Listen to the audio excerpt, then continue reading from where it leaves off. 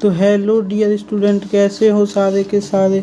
आशा करते हैं सभी लोग बढ़िया ही होंगे। तो स्वागत है आपका अपने भोकाल एकेडमी चैनल में। तो आज का जो हमारा लेक्चर रहेगा फर्स्ट सेमेस्टर के कंस्ट्रक्शन मटेरियल आपका एक सब्जेक्ट है जो कि सिविल के लिए कॉमन सब्जेक्ट है, सिविल और ईपीसी के लिए।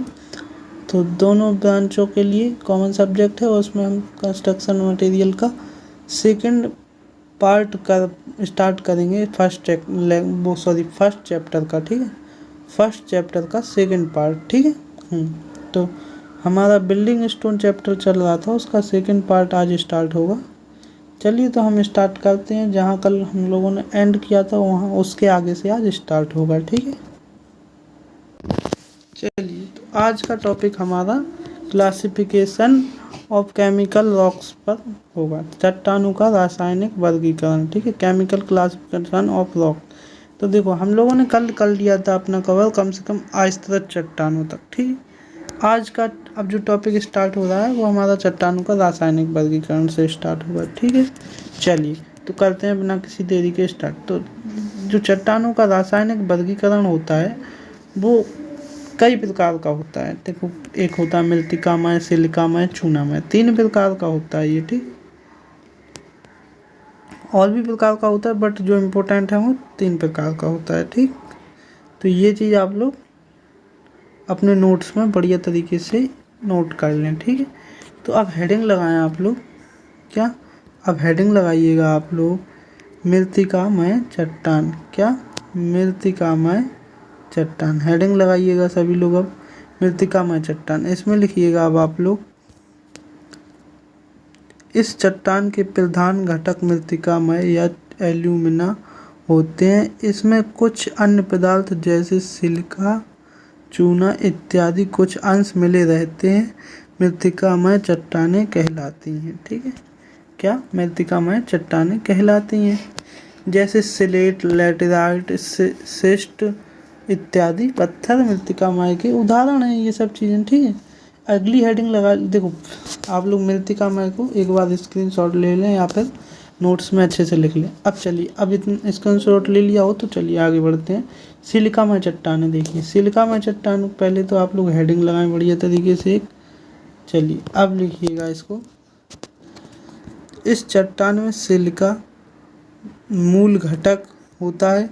सिलिका एक व्यापक रूप है में पाए जाने वाला खनिज है जो क्वार्ट्जाइट, बालू एवं फ्लेंट के रूप में मिलता है। ठीक, जैसे ग्रेनाइट, बेसाल्ट, ट्रैम्प, नाइस, बलुआ पत्थर, क्वार्ट्जाइट, सर्पेंटाइन सिलिकामय चट्टानों के उदाहरण हैं ये हमारे। ठीक है, अब अगली हेडिंग लगाइए चूनामय चट्टान। क्या, चूनामय चट्टान देखिएगा, इसमें लिखिएगा अब आप लोग, इन चट्टानों में चूनादार पदार्थ जैसे कैल्शियम कार्बोनेट प्रधान होता है। ठीक है, चूना पत्थर, कंकड़, संगमरमर, डोलोमाइट आदि पत्थर चूनामय पत्थरों के उदाहरण हैं। ठीक है, हाँ चलिए अब आप लोग हेडिंग लगाइएगा, विभिन्न पत्थरों के प्राप्ति स्थान एवं गुणधर्म। ठीक है, विभिन्न पत्थरों के प्राप्ति स्थान एवं गुणधर्म। चलिए हेडिंग लगाइएगा अब आप लोग। तो अब सब इसमें भी आप हेडिंग लगाएं फर्स्ट नंबर पर ग्रेनाइट। क्या लगाएंगे हेडिंग, ग्रेनाइट। 1 मिनट रुक जाइए, हल्का सा थोड़ा रुक जाएं बस। चलिए हेडिंग लगा लीजिएगा। तो फिर अब आप ग्रेनाइट हेडिंग लगा ली हो तो चलिए फिर आगे बढ़ते हैं हम लोग। अब ग्रेनाइट को आग्नेय सिलिका में अस्तरित चट्टानों से निकाला जाता है। यह चिकनीदार और भूरे एवं काले रंग की स्तरहीन पत्थर होता है। इसकी सतह खुरदुरी व सरल होती है। इसके मुख्य खनिज घटक अभ्रक, क्वार्ट्ज व अभ्रक हैं। सिलिका की मात्रा 60 से 80% तक होती है। ठीक है, सिलिका की मात्रा हमारी 60 से 80% तक होती है। इसकी कठोरता भी सिलिकॉन की मात्रा पर निर्भर करती है तथा महीन कणों वाले ग्रेनाइट पत्थर तथा पॉलिश अच्छी तरह होती है। इसका प्रयोग नक्काशी एवं सजावटी कार्यों के लिए किया जाता है। ठीक, हाँ आगे देखिए अब आप लोग, इसका जो विशिष्ट भार होता है हमारा, क्या विशिष्ट भार होता है हमारा, वो होता है 2.6 से 2.7 होता है, जिस कारण यह एक भारी, टिकाऊ एवं मजबूत पत्थर होता है। इसका जल अवशोषण 0.5% से भी कम होता है। ठीक है, इसकी संपीड़न सामर्थ्य 770 से 1300 किलोग्राम सेंटीमीटर स्क्वायर होती है। ग्रेनाइट चट्टानों में जम्मू कश्मीर एवं पंजाब, हिमाचल प्रदेश, उत्तर प्रदेश, गुजरात, राजस्थान, महाराष्ट्र, उड़ीसा, बिहार, पश्चिम बंगाल, असम, आंध्र प्रदेश, तमिलनाडु, केरल आदि में पाई जाती है। नहीं, इसमें एक चीज़ याद कर लेना, क्वेश्चनों में ये चीज़ तो आपका देखो, कुछ को इधर कहाँ कहाँ से क्वेश्चन बनेगा देखना। अब आप लोग को दिखाऊँ मैं, देखो एक क्वेश्चन तो यहाँ से बनेगा कि ये ग्रेनाइट जो चट्टानें हैं कहाँ कहाँ पाई जाती है। ठीक है, एक क्वेश्चन ये यहाँ से बनेगा, इसकी कॉम्प्रेसिव स्ट्रेंथ कितनी है। ठीक है, संपीड़न सामर्थ्य। ठीक है, ये क्वेश्चन ये हो गया। जल में अवशोषण कितना है इसका, इसका विशिष्ट भार कितना है, ये चीज़ें आपको पता होनी चाहिए। नॉर्मल चीज़ें आपको पता होनी चाहिए। ठीक है, चलिए अब आप लोग हेडिंग लगाएं सैंडस्टोन, बलुआ पत्थर। क्या लगाएंगे हेडिंग, बलुआ पत्थर। चलिए तो इसमें लिखिएगा अब आप लोग, बलुआ पत्थर स्तरित और सिलिकामय होता है, इसे तलछटी चट्टानों से प्राप्त किया जाता है। देखो बलुआ पत्थर होता है स्तरित और सिलिकामय होता है, जिसे हम तलछटी चट्टानों, तलछटी मतलब कि अवसादी चट्टानों से प्राप्त करते हैं। तलछटी और अवसादी एक ही चट्टान होती है। ठीक है, यह सफ़ेद, लाल, भूरे, हरे, नीले, काले आदि विभिन्न रंगों में पाया जाता है। ठीक है, इस पत्थर को तोड़कर देखा जाए तो उसमें बालू के कण स्पष्ट रूप से दिखाई देते हैं। बलुआ पत्थर का अपेक्षिक घनत्व 2.65 से 2.95 तक होता है। ठीक है, अब इसमें भी एक चीज़ इम्पोर्टेंट है कि बलुआ पत्थर का जो अपेक्षिक घनत्व है, ये चीज़ आप लोग अच्छे से देख लें, ये चीज़ इम्पोर्टेंट है इसमें। ठीक है, एक चीज़ और देख लें, इतना देख लें, ओनली इतना देखो, मैं बता रहा हूँ, ये चीज़ें कुछ इम्पोर्टेंट हैं। ठीक है, ये चीज़ थोड़ा इम्पोर्टेंट है, अच्छे से पढ़ते चलें, यहाँ से क्वेश्चन बन जाते हैं। देखो एक क्वेश्चन और बनेगा अभी यहाँ से, तथा इसका जल अवशोषण कितना है, 5 से 6% तक होता है। ठीक है ना। हाँ, इसकी सामर्थ्य है जो हमारी 650 kg सेंटीमीटर स्क्वायर होती है। तो ये हमारा क्वेश्चन यहाँ से उठ सकता है। ठीक, ये इसकी संपीड़न, जल अवशोषण सामर्थ्य और हमारा इसकी सामर्थ्य कितनी होती है। ठीक है, जल अवशोषण क्षमता इसकी 5 से 6% तक होती है, तथा इसकी सामर्थ्य 650 kg पर सेंटीमीटर स्क्वायर होती है। ठीक है, चलिए अब अगला पॉइंट लिखिए, बलुआ पत्थर का उपयोग छतों, फलसों, स्तंभों आदि के लिए अधिक महत्वपूर्ण है इसको। ठीक है, बलुआ पत्थर का ही उपयोग करते हैं छतों में वगैरह में, फल्स वगैरह में, तो बलुआ पत्थर का उपयोग करते हैं।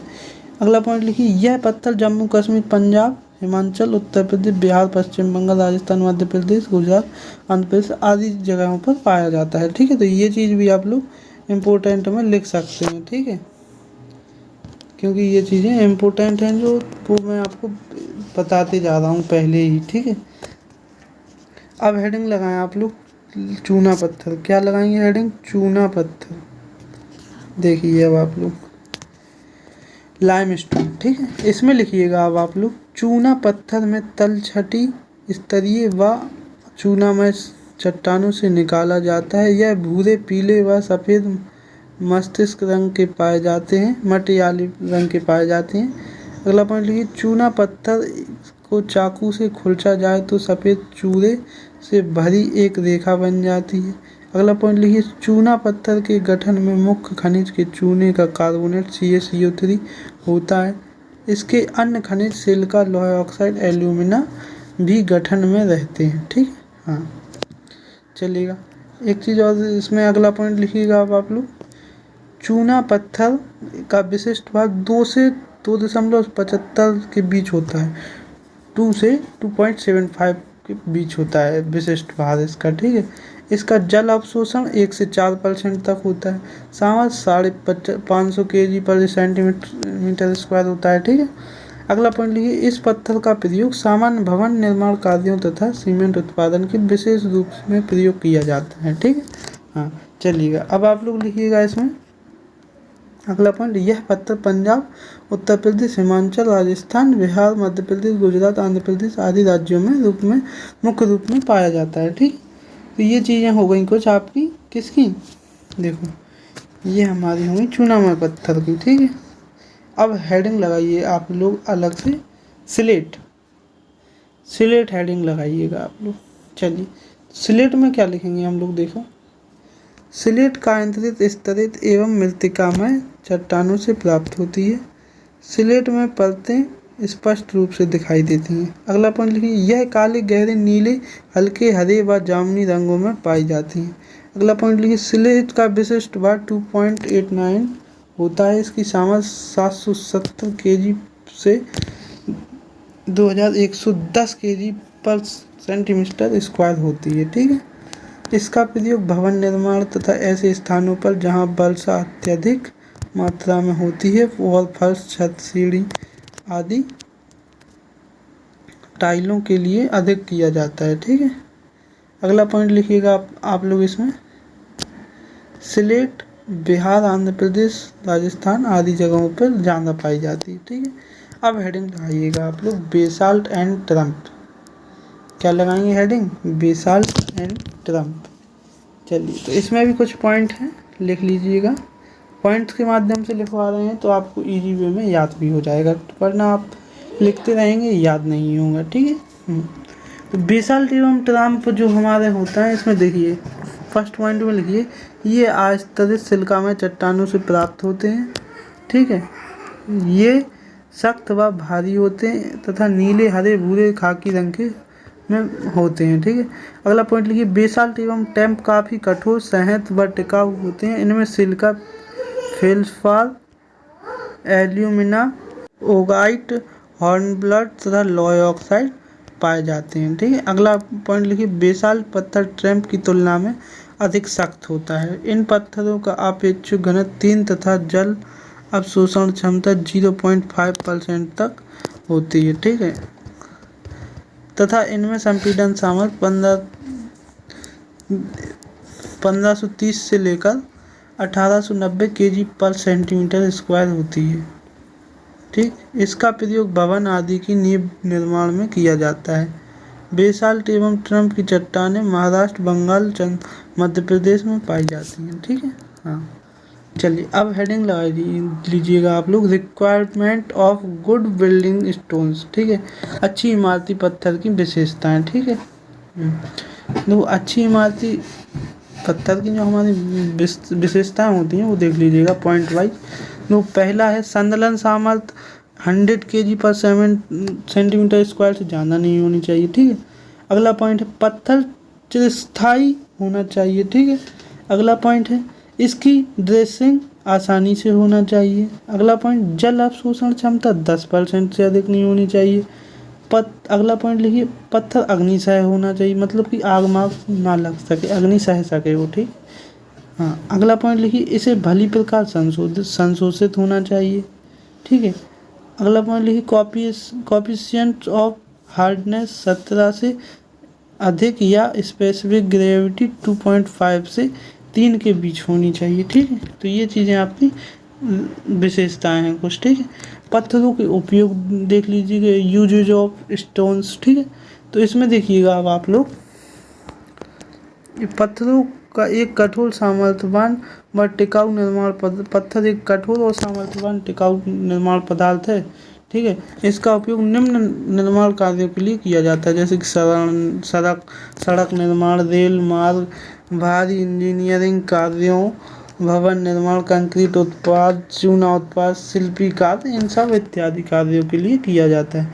तो सबसे पहले आप लोग हेडिंग लगाएं, सड़क निर्माण। क्या, सड़क निर्माण।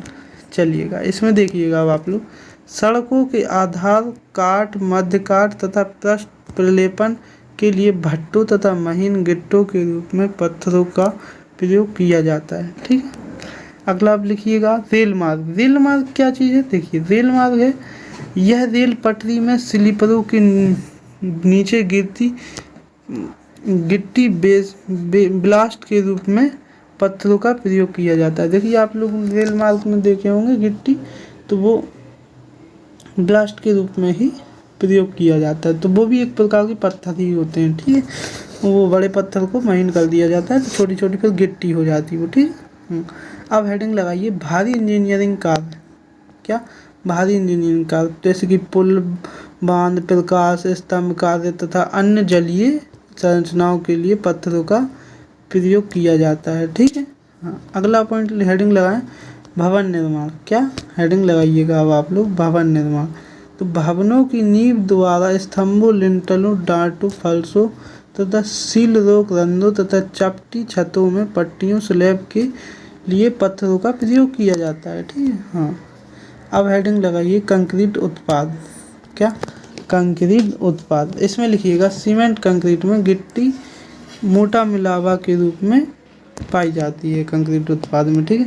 हेडिंग लगाइए चूना उत्पाद। इसमें इमारती चूना व सीमेंट के उत्पाद के रूप में पाई जाती है। अगली हेडिंग लगाइए शिल्पीकार।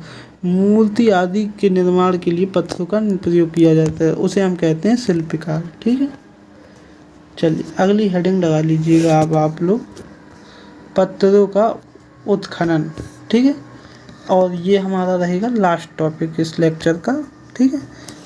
कल फिर थर्ड लेक्चर और रहेगा, उसमें हम पूरा लेक्चर अपना कवर कर लेंगे। फर्स्ट चैप्टर अपना पूरा कवर हो जाएगा अगले लेक्चर में, बट ये लेक्चर हम लोग यहीं तक रखते हैं अपना पत्थरों के उत्खनन तक। तो एक टॉपिक और है, इसको थोड़ा गौर से देख लीजिएगा आप लोग और नोट्स में अच्छे तरीके से लिख लीजिएगा। तो सभी प्रकार के पत्थरों को चट्टानों से प्राप्त किया जाता है। जिस स्थान से पत्थर निकाला जाता है वह स्थान पर पत्थर के खदान कहलाती है तथा इस प्रक्रिया उत्खनन कहलाती है, ठीक है। जिस स्थान से पत्थर को निकाला जाता है तो वो खदान हो जाती है एक तरीके से, उसे हम उत्खनन कहते हैं, ठीक है। हाँ, तो ये हमारा पत्थरों का उत्खनन हो गया। चलिए तो फिर मिलते हैं नेक्स्ट लेक्चर में। आज का जो लेक्चर आपको प्रोवाइड किया गया है उसे इजी वे में आप लोग नोट्स बनाएं और समझें थोड़ा बढ़िया तरीके से, और ज़्यादा लोड लेने की ज़रूरत नहीं है। आप लोग इजी वे में कवर करेंगे आप लोग तो सब हो जाएगा। इसलिए पढ़ने में लापरवाही मत कीजिएगा, टाइम है तो उसका यूज कर लीजिएगा। अभी बाद में आपके पास टाइम नहीं रहेगा तो आप लोग पछताएंगे, ठीक है। हाँ, चलिए तो फिर मिलते हैं नेक्स्ट लेक्चर के साथ, नेक्स्ट टॉपिक के साथ। जय Hind, Vande Mataram, take care friends.